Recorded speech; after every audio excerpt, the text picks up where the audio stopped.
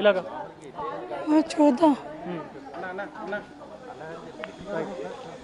So ప్రీతి ఎన్ని రోజులు ఉంటారు వీళ్ళు ఇక్కడ? వాళ్ళ పరిస్థితి కూడా చాలా దారుణమైన సిచ్యువేషన్ లో ఉంది. అంకులేమో ఆయన పెద్ద ఆయనేమో అసలు కూర్చుంటే లేవలేని పరిస్థితి ఇది ఎన్నో గతం 6 months నుంచి జరుగుతుంది ఇదే.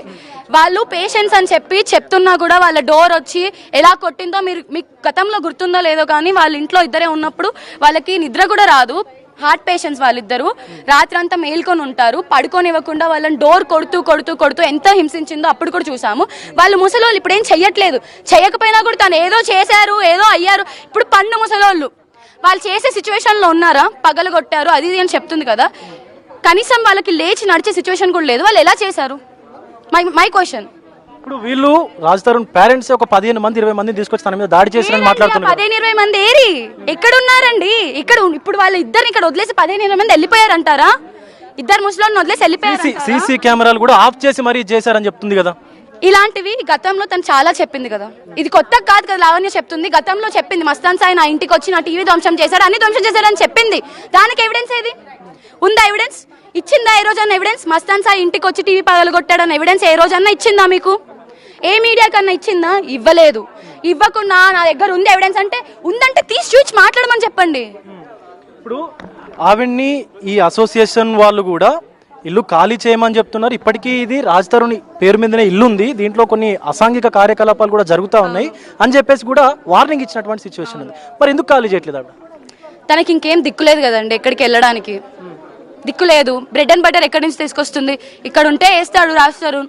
కుక్కలు ఉన్నాయి, కుక్కలు ఎవరివి కుక్కలు? రాజ్ తరుణ్వి. మొన్న చెప్పింది కదా మీడియాలో 21 కుక్కలు ఉన్నాయని చెప్పేది. 21 కుక్కలు చూపించమని చెప్పండి. అన్ని చంపేసింది, అది కడుపున పెట్టుకుంది కుక్కలు. కర్మ, కుక్కలు చనిపోయాయండి.